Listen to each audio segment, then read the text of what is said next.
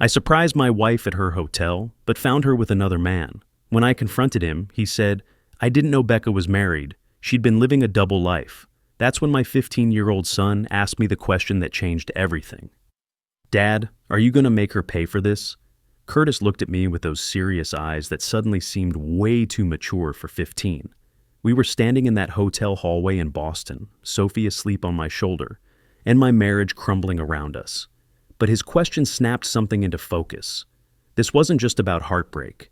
This was about protecting my family's financial future. "Yeah, buddy," I told him quietly. "I am." See, what Curtis knew that Rebecca didn't was that I'd been documenting everything for months. I'm a financial analyst by trade, and patterns are my specialty. When someone's behavior changes dramatically, there's always a paper trail. Let me explain how I got here. Rebecca and I built a solid financial foundation over our 17-year marriage. Our house in suburban Chicago was worth $485,000, fully paid off.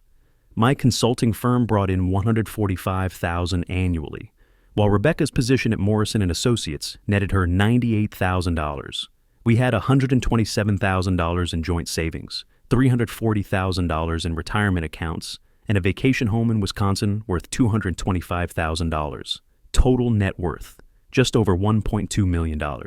But 6 months ago, things started changing. Rebecca's consulting trips increased from once monthly to twice weekly. She upgraded her wardrobe. I'm talking $300 blouses and $800 shoes, all necessary for client meetings. Our joint credit card showed charges at high-end hotels, expensive restaurants, places she'd never mentioned visiting. The smart move was to start documenting immediately. I opened a separate checking account and began funneling my income there. Legally, since Illinois requires full financial disclosure during divorce proceedings anyway. I hired a private investigator named Marcus Chen for $12,500. Best money I ever spent. Marcus confirmed what I suspected within 2 weeks. Rebecca wasn't just cheating, she was systematically preparing to leave me. She'd opened her own accounts at First National Bank, transferred $43,000 from our joint savings without my knowledge, and was telling colleagues she was single and loving it. Trevor from Chicago wasn't her first affair either. Marcus documented 3 different men over 6 months, complete with photographs, hotel receipts, and restaurant bills. But here's where it gets interesting. Illinois is a no-fault divorce state, but adultery affects asset division when it involves dissipation of marital assets. Every fancy dinner, every hotel room, every gift she bought these men. That was our money she was spending on her affairs. I kept detailed spreadsheets tracking every expense. $18,000 in hotel rooms, $12,000 in restaurant bills, $8,000 in clothing and gifts for her lovers. My attorney, Sarah Kellerman, explained the strategy during our first meeting at her downtown office. "Michael, adultery doesn't determine custody, but financial misconduct absolutely impacts property division. Document everything, every receipt, every charge, every lie about business expenses." So I did. I photographed credit card statements, bank records, hotel receipts.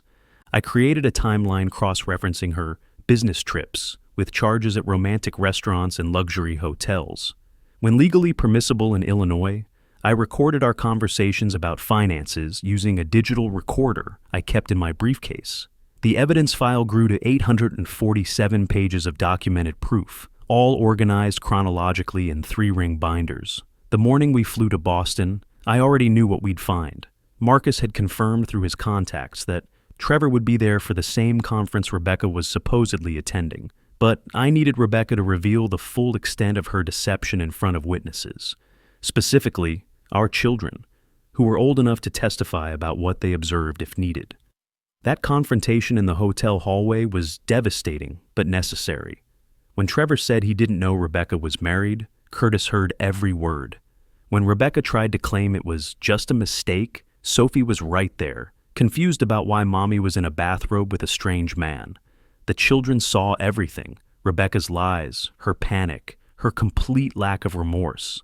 After we returned to Chicago the next day, I moved fast. Within 24 hours, I'd filed for divorce at the Cook County Courthouse and requested an emergency hearing for temporary support and custody arrangements. Sarah had the financial evidence ready. Every documented affair, every misappropriated dollar, every lie Rebecca told about her business expenses. The initial hearing 2 weeks later was devastating for Rebecca's position.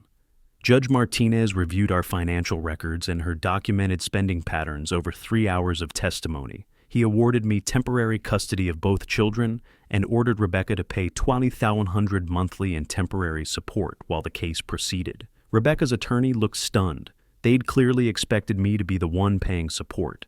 But I wasn't done. Remember, Rebecca worked for Morrison & Associates, a prestigious consulting firm with strict moral clauses in their partnership agreements. Her boss, David Morrison, had built the company's reputation on family values and integrity-based consulting. Their client base included several religious organizations and family-focused businesses.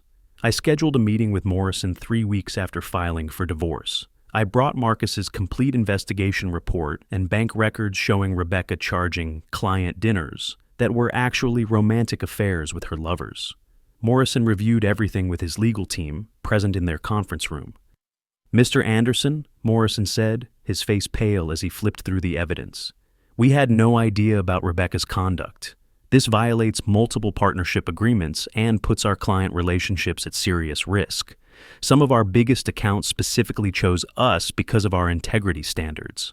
The company's immediate response was strategic. They couldn't fire Rebecca outright.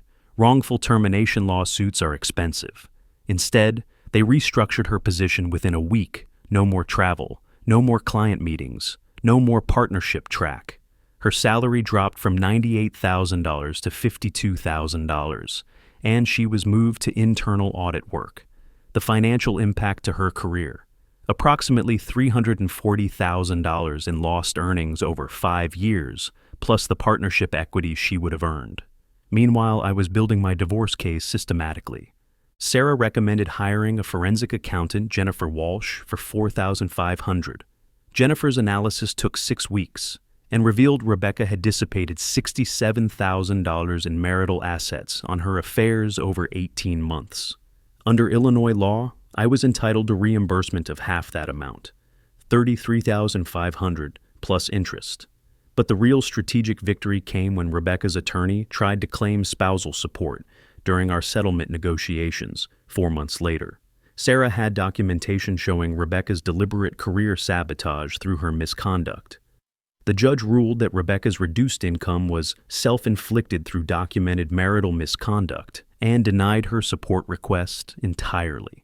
6 months after that confrontation in Boston, the divorce was final. The settlement breakdown was beautiful in its precision. I retained the family home, worth $485,000, the Wisconsin vacation property, $225,000, and 70% of retirement accounts, $238,000.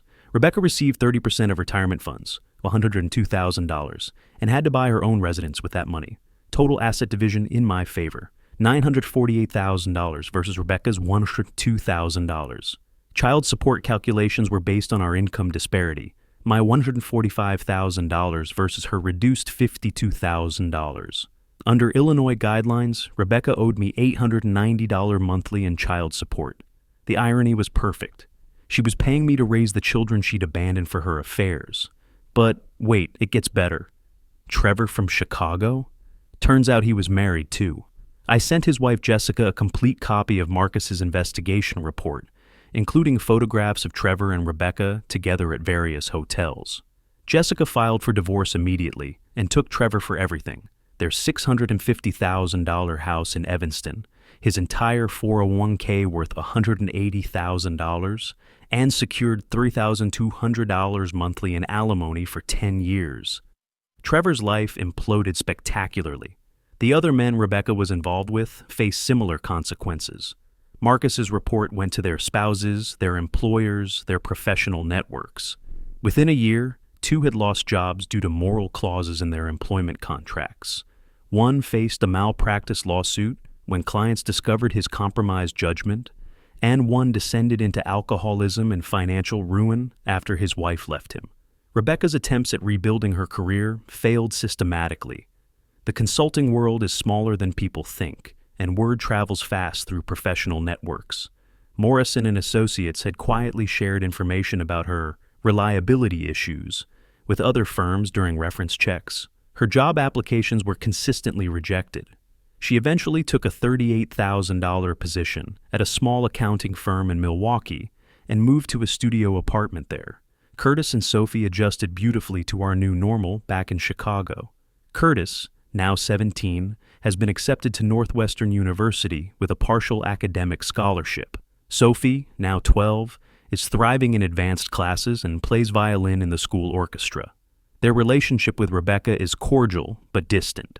They visit her twice monthly in her cramped Milwaukee apartment, but they never stay overnight and usually ask to come home early.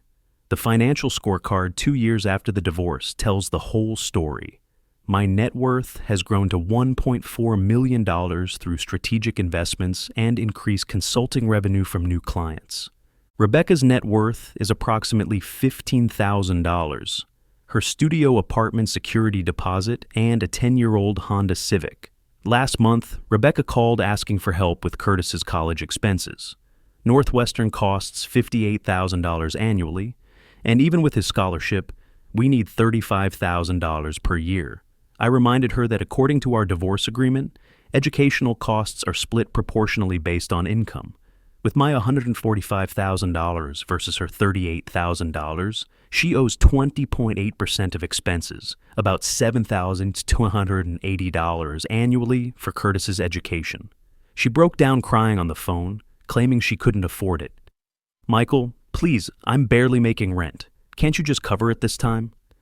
"Maybe you should have thought about that before spending our children's college fund on hotel rooms with strangers," I told her, and hung up. 3 weeks later, Rebecca called again, this time asking if she could move back to Chicago to be closer to the kids. She'd been laid off from her Milwaukee job and couldn't find anything that paid more than $30,000. I reminded her that our custody agreement specified she needed court approval to relocate, and given her history of poor decision-making, I'd oppose any move that might disrupt the children's stability. Curtis overheard that conversation and later told me, "Dad, I'm glad you're protecting us. Mom made her choices, and now she has to live with them." The lesson here is simple. Emotional reactions feel satisfying, but strategic responses create lasting consequences. Rebecca expected me to crumble, fight emotionally, make stupid decisions driven by anger. Instead, I documented everything, consulted professionals, and built an airtight case that protected my children's future. Curtis was right to ask if I was going to make her pay. She's still paying, and will be for years. Meanwhile, my children and I are building a future she can't touch, funded by assets she'll never see again. Sometimes the best revenge isn't getting mad, it's getting methodical. And in this case, methodical meant ensuring that every single consequence of Rebecca's choices came back to impact her life while protecting the innocent parties, my children and myself. Today, Curtis is thriving at Northwestern, Sophie is excelling in middle school, and I've built a consulting practice worth over $200,000 annually. Rebecca is still in Milwaukee, still struggling financially, still paying child support she can barely afford. The woman who thought she could have it all ended up with almost nothing, while the family she betrayed is stronger and more prosperous than ever.